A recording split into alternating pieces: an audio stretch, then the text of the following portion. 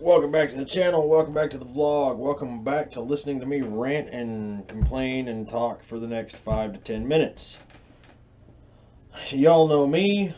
I'm not entirely sure what the hell I even go by anymore. I think my name is Knight on here. Yeah, that promotes confidence, doesn't it? I can't even remember my own name. Anyways, so back to the video. Here recently, I was invited out to Dallas of Houston. That makes no damn sense. Let's see if I can get this right. Here recently, I was invited out to Lamborghini of Dallas. They're having an unveiling of the brand new 2020 Huracan EVO.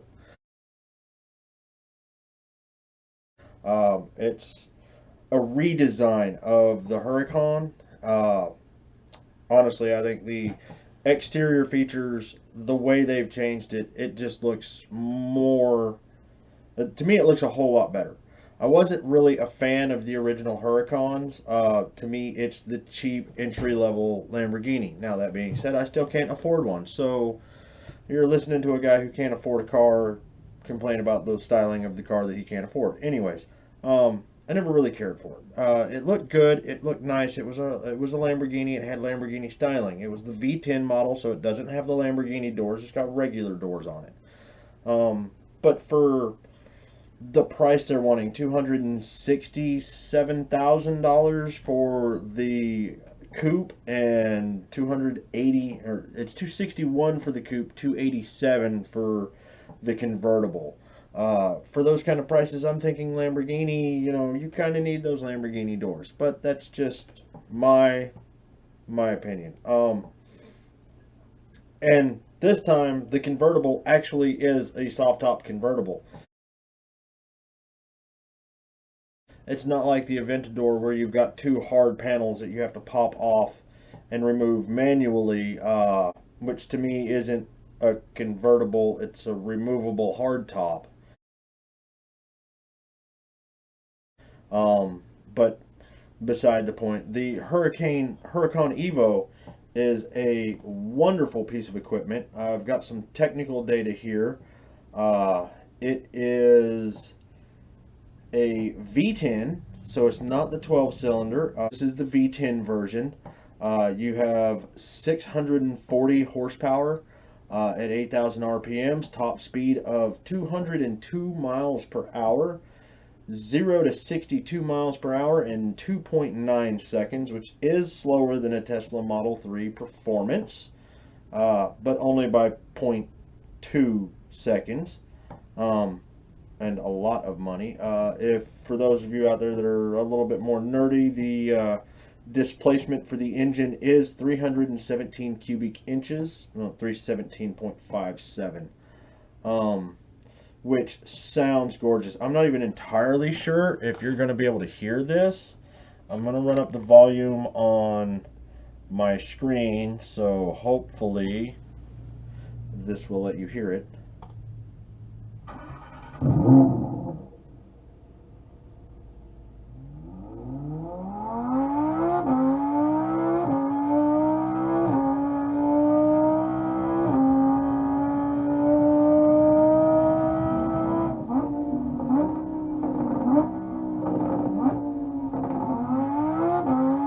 That backfire it has, I love that.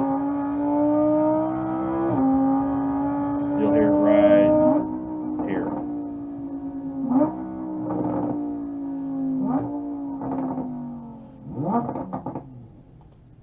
I absolutely adore the backfire of this thing. It's almost, you can almost count all 10 cylinders as it starts backfiring.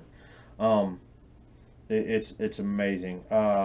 Now I did hear that this one will have the all-wheel steering, four-wheel steering uh, in it as well. It also has what I've always referred to as torque vectoring. Lamborghini calls it the Lamborghini Integrated Vehicle Dynamics, LDVI for short. It's the brain of the EVO. It coordinates all of the torque from which wheel, how much, front to rear split, all of the good stuff. Like it does all of the mathematics to make driving easier.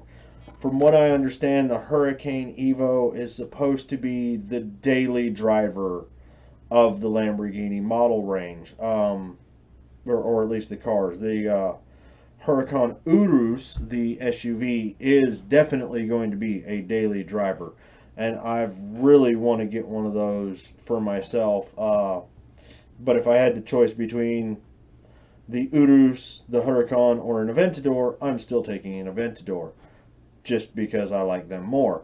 But regardless, this is much more daily drivable than the Aventador will be. It's going to be much nicer to you. If I remember correctly, this one should have a dual clutch in it, so the shifts will be far less aggressive. It's not going to slam you into your seat. It's not going to, or it will slam you into your seat, but it's not going to jerk you doing it. You're not going to have that massive just whiplash effect. You're still going to have that hard pull from the 640 horsepower to all four wheels. But it's going to be much nicer, and it's going to be faster shifts than the electronically controlled all-wheel drive with rear mechanical self-locking diff, a dual clutch gearbox. Like I was thinking. So it does have the dual clutch, not the single stage like the Aventador does, which is part of the fun of the Aventador. It's much more mechanical. It's very aggressive. You feel the hard shifts in the car, whereas with the Huracan, it's supposed to be much more driver friendly. It's with all of the technology they're creating, they're building a car that does most of the work for you, so you don't have to be a full race driver with massive years of experience in controlling a slide and getting it back. They're doing most of the work for you, so even a good driver can drive really well.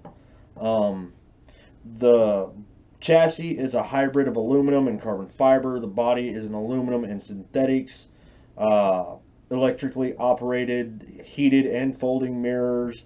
It does have active aerodynamics. The slot in the rear spoiler, or right where the rear brake light is actually aerodynamically designed to allow for greater downforce.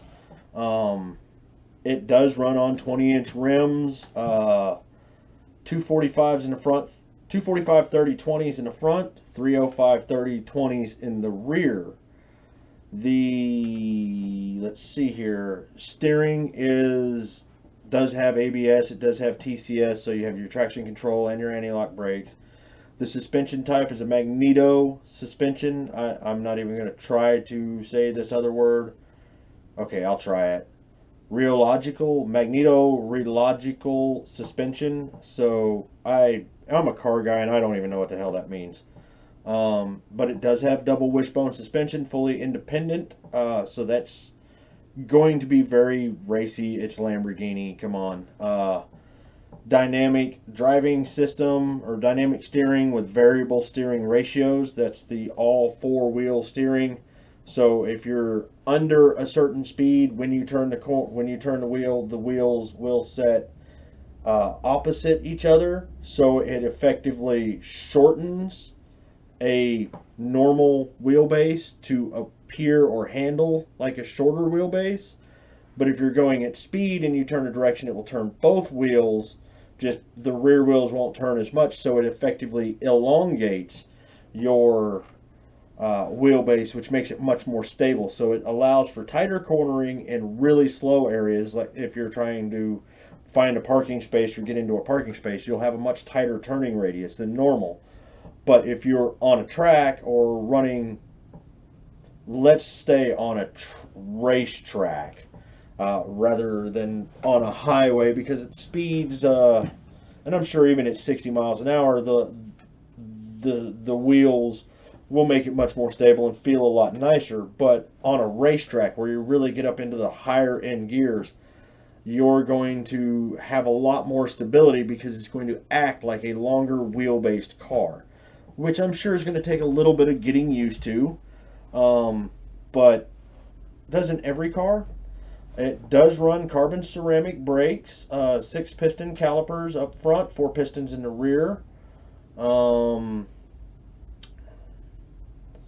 It has all of the safety goodies. The length is 177.9 inches. Width, not including the mirrors, is 76 inches. With the mirrors is 88. So it's wide. Height is only 45.8 inches, which is just under 4 feet. So it's short and wide. It's a Lamborghini. The weight on it is, dry weight is 3,134 pounds. Weight distribution is 43% to the front, 57 to the rear, which is a really good balance. Because if you think about physics, when you hit the gas, everything kind of pulls down in the back, so you want a little bit more weight in the back to give you more traction, but you've still got enough weight up front that it keeps the front wheels on the ground and it keeps everything moving because you do have the all-wheel drive system. So I'm going to get a couple of pictures and throw up on here, and we'll see what we can do, and I'll see if I can edit some of this off into any decent, coherent video. But the Huracan EVO is a gorgeous looking car. I will hopefully be taking you guys along with me to the event. Now it is a 3.5 hour drive for me to get there. I'll spare you that part. I might give you a sneak peek of us leaving and a little bit of the road trip on the way up there, but that's pretty much going to be it. And then we'll cover the event, try to get some pictures of the car, get any more information that I can. And now I understand that I'm not the first person to release any information about the 2020 Huracan EVO. I am just starting out, so I am an average guy just trying to get started, just trying to make it. So I don't get any special treatment. I don't get anything done for me. I don't get early releases of anything. I get no special treatment whatsoever, any at all. So you'll get it when I can get it, is basically the theory. I'd love to be up at 1 million plus subscribers and having Lamborghini send me to Italy to go check out the first cars to roll off the line or something like that. That would be absolutely amazing. But at this point, I think I have 12 subs. So for those 12 of you, thanks for hanging around. Thanks for keeping an eye on me. Thanks for watching my videos. I greatly appreciate all of that. And for those of you that have stuck around this far, a great big thank you. I appreciate it. I'm virtually shaking your hand. Or a high five. Here. Just slap your phone on my hand. Yep. Perfect. Good job. Appreciate it. Auf Wiedersehen. Das Vidanya. Bye.